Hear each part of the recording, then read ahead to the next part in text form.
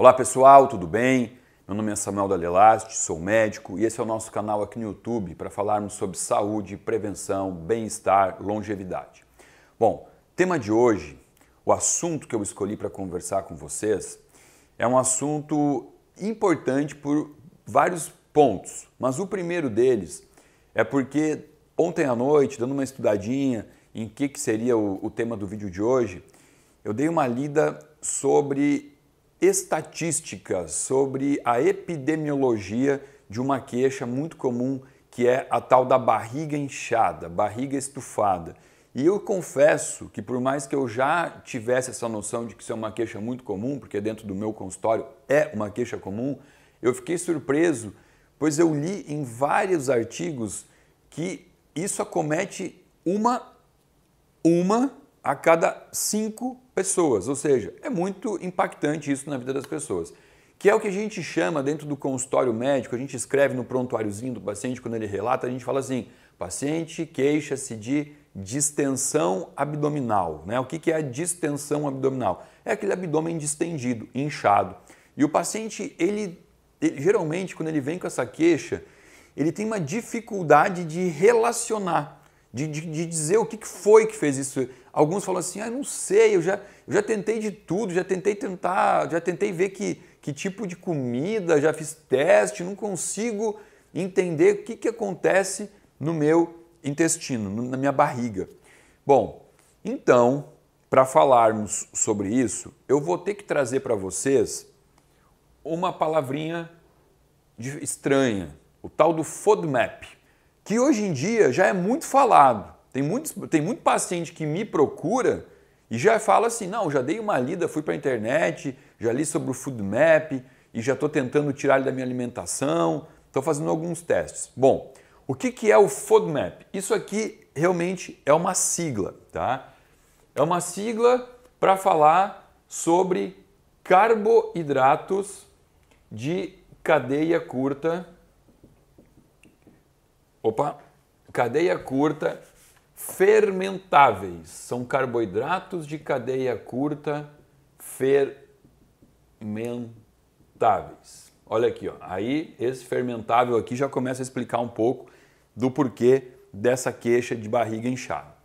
Bom, vamos botar aqui no quadro. O que quer dizer isso aqui, ó? FODMAP. O F é de fermentável. Fermentável. O O, oligosacárides. Sacárides. O D, de sacárides. M, monossacárides. Olha aqui. É difícil falar e escrever ao mesmo tempo, né? Sacárides. O A é de and, E em inglês, e o P de polióis. Então, são oligo, di e monossacárides e polióis fermentáveis. Então, ao chegar no intestino, principalmente no intestino grosso, que é onde mais acontece essa fermentação, esses oligodimonossacárides e os polióis fermentam, trazendo ou excesso de ar para dentro da barriga, ou às vezes também trazendo água para dentro do intestino e proporcionando aquela sensação de distensão, de barriga inchada. Vamos botar aqui alguns exemplos de cada um, tá? Oligosacárides, a rafinose. A rafinose é um açúcar encontrado em algumas leguminosas. Os frutanos. E a gente pode colocar aqui também a galactose. Também faz parte dos oligosacárides. Galactose. Como disacárides, a gente pode colocar aqui a lactose. Lactose. Como monossacárides, a gente pode botar a frutose. E o poliol, tudo que termina em ol. Então aqui entra o sorbitol, o xilitol, que é muito falado hoje, o xilitol como um adoçante saudável, realmente ele é saudável, mas ele é um poliol, o maltitol, e aqui também entra o mel. O mel também é um poliol. Bom, então, ao chegar no intestino, como eu já disse, tudo isso daqui pode gerar um processo fermentativo. E esse processo fermentativo, ele vai também atrapalhar muitas vezes o trânsito intestinal, acelerando os movimentos peristálticos. O que é movimento peristáltico? É o movimento comum do intestino, né? O intestino ele vai fazendo movimentos que vão empurrando as fezes em direção ao ânus, isso a gente chama de movimento peristáltico, e essa fermentação, ela pode acelerar o processo de peristaltismo, ou seja, fazer com que o alimento corra muito rápido em direção ao ânus, e se isso acontecer, além dessa pessoa ir ao banheiro várias vezes ao dia, ela vai ter também fezes muito líquidas. Por quê? Porque justamente enquanto o alimento está passando pelo intestino, o intestino vai absorvendo a água para dentro do corpo. Só que se esse alimento passar muito rápido pelo intestino, não dá tempo de absorver a água para o corpo. Então as fezes ficam mais líquidas. Mas também esse processo fermentativo pode fazer o oposto. Pode fazer o paciente ficar obstipado, né? Constipado, trancar o intestino. É o paciente que vai ficar com os movimentos peristálticos tão lentinhos e como as fezes estão passando lentamente, o intestino ele vai absorver demais essa água, deixando as fezes mais ressecadas e, portanto, o paciente vai ter uma obstipação. Mas também existem os pacientes que manifestam isso como doença mista. Ora vai ter diarreia, ora vai ter constipação. Isso é muito comum, a forma mista. Qual o pulo do gato aqui? É entender que esse quadro todo que eu estou falando para vocês, né? Esse quadro clínico de um paciente com fermentação, com distensão abdominal, com diarreias frequentes, outra hora com constipação, isso é muito confundido, vamos dizer confundido, isso muitas vezes é diagnosticado como uma sigla que também hoje é muito comum, que é o SII ou SCI, né? Que seria Síndrome do cólon irritável ou síndrome do intestino irritável. Isso é uma doença que ela não tem um diagnóstico, né? Não é assim como, por exemplo, uma hipertensão, que você vai no médico, ele mede a tua pressão e ele vai dizer, ó, tua pressão está alta porque eu vi o númerozinho ali no aparelhinho, então você é hipertenso. Não existe como você fazer um exame para diagnosticar a síndrome do intestino irritável ou síndrome do cólon irritável. A gente chama isso de um diagnóstico de exclusão. O que é isso? Chegou no gastro, geralmente no gastroenterologista, e ele começa a ouvir tuas queixas, aí ele vai lá e ele vai fazer um exame para ver se você talvez não tenha uma doença inflamatória intestinal, uma retocolite, uma síndrome de Crohn, doença de Crohn, e aí ele vai fazer uma colonoscopia, né? Que é o exame para analisar o intestino. E ele viu que não tem nada, ou seja, ele excluiu que seja uma doença inflamatória. Aí ele vai ver se você é celíaco. E ele veio lá, fez os exames, não, você não é celíaco. Então ele excluiu que você seja celíaco. Ele vai excluindo doenças. Quando ele excluiu todas e não sobrou nada, geralmente o diagnóstico é esse, síndrome do intestino irritável ou síndrome do colo irritável. Isso que a gente chama de doenças de exclusão, entendeu? É quando exclui todas as outras doenças, sobrou um diagnóstico por exclusão. O problema aqui é que esse paciente que recebe esse diagnóstico, geralmente a primeira droga de escolha, o primeiro tratamento para ele é um antidepressivo. Porque como existe essa relação, interação de intestino e cérebro, e como a serotonina ela participa ativamente dessa motilidade intestinal, o antidepressivo, por muitas vezes, diminui essa queixa intestinal do paciente. Mas ele não está tratando. Está apenas mascarando um problema que muitas vezes é digestório ou um problema de disbiose, que aliás, a disbiose é o problema mais frequente que vai gerar essa distensão abdominal. O que é disbiose?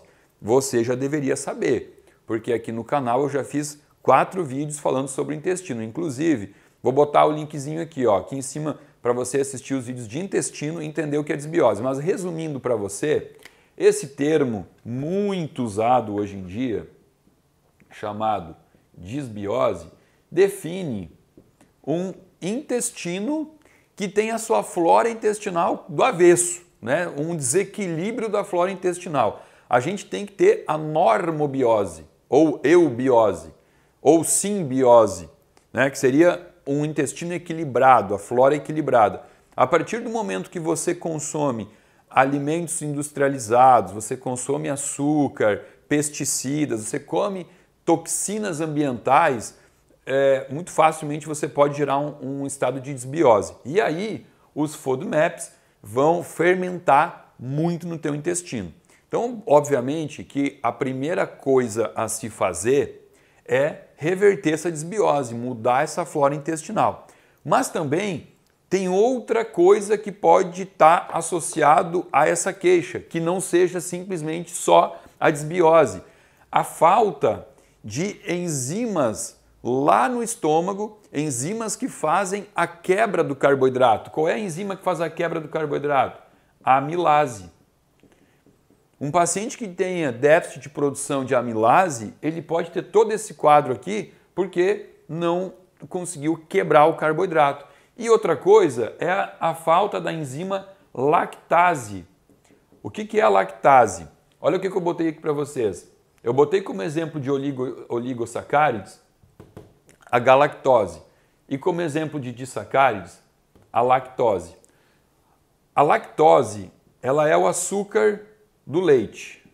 O leite da vaca, o leite do leite, ele contém um açúcar chamado lactose. E a lactose, ela é um açúcar complexo, não é simples. Por isso que ela está aqui como disacáride, 2. Né?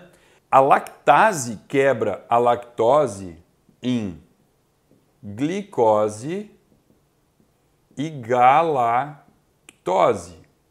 Então, olha aqui, a galactose está aqui nos oligosacárides e a glicose nada mais é do que o açúcar.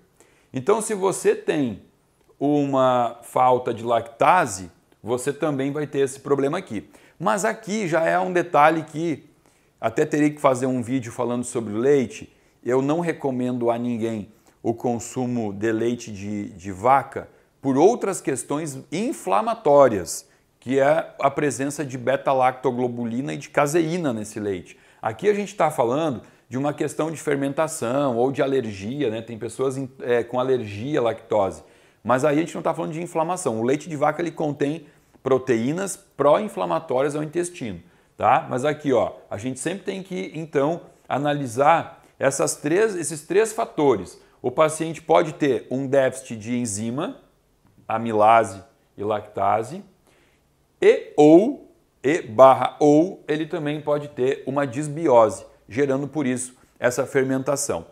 O que a gente faz com um paciente desses?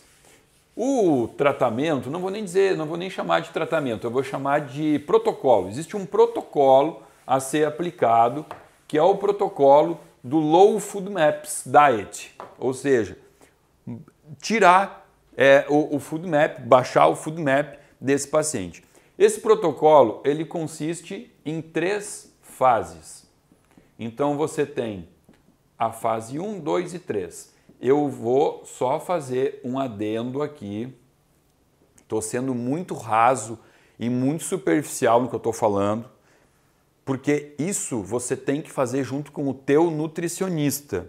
Hoje existem muitos nutricionistas, inclusive especializados no Low FODMAP Diet. Tá? Você precisa procurar alguém que entenda disso, porque é uma situação que tira a qualidade de vida das pessoas, então tem nutricionista realmente preparado para isso. Tá?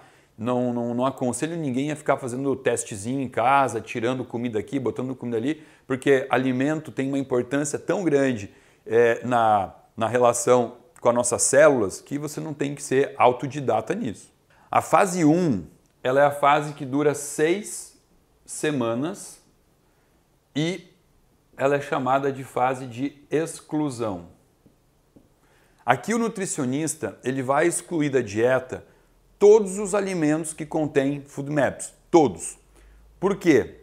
é muito pouco provável que o paciente tenha esse problema, essa intolerância, não. Tem esse problema fermentativo com todos os FODMAPs, com todos os grupos. Provavelmente não. Os mais comuns são os grupos dos oligosacárides e dos polióis. Inclusive, eu poderia até arriscar dizer que praticamente todo mundo tem alguma intolerância a esses dois grupos. Só que, como a gente consome pouco, poucas pessoas vão ter esse sintoma de distensão abdominal. Por exemplo, o xilitol. O xilitol é um adoçante muito saudável, muito usado hoje, mas ele é um poliol. Só que pouca gente vai usar ele numa dose tão alta a ponto de distender a barriga por causa disso. Então, nesse momento, como a gente não tem como saber qual é o tipo de fermentação de oligo, di ou monossacáride que o paciente tem problema, ele fermenta o quê? O que está fermentando ele? A gente tira tudo. Tira tudo e deixa o paciente 6 semanas sem. Para quê? Para ver se esses sintomas de barriga inchada diminuíram. Aí, depois, vem a fase 2, que é uma fase com tempo de duração variável. Variável. Por quê? É onde a gente vai reintroduzir o alimento. Introdução, porém, introduzir aos poucos, por grupos. Começa introduzindo os oligosacárides. E aí a gente observa como é a resposta do paciente a isso. Legal, o paciente não teve problema nenhum, não relatou que a barriga voltou a inchar, aí passa para outro grupo e vai colocando grupo a grupo.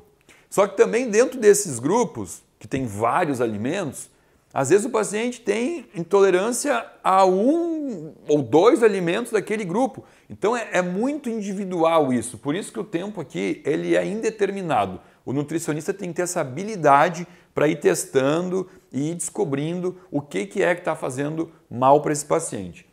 E aí depois vem a fase 3, que é a fase que a gente chama de fase de estabilidade, a estabilização, que é onde o paciente então vai seguir fazendo uso dos alimentos que ele percebeu ali na fase de introdução, dos alimentos que ele percebe que tolera bem.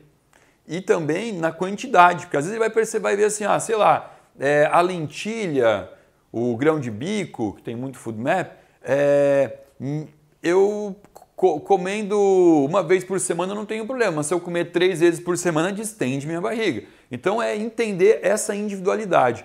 Mas quando o paciente faz esse protocolo, ele consegue facilmente perceber, se autoconhecer e levar uma vida muito saudável depois desse desbravamento, vamos chamar assim. Né? Ele conheceu a flora intestinal dele. E é legal que concomitantemente a isso, faça um tratamento usando probiótico para ir mudando essa disbiose intestinal e possivelmente ao longo do tempo ir conseguindo introduzir alguns alimentos que antigamente faziam mal para ele. Isso é bem comum, a gente faz isso aqui no consultório e percebe que muitos pacientes, quando vão mudando a flora intestinal, conseguem introduzir alimentos que antes davam um inchaço na barriga muito grande.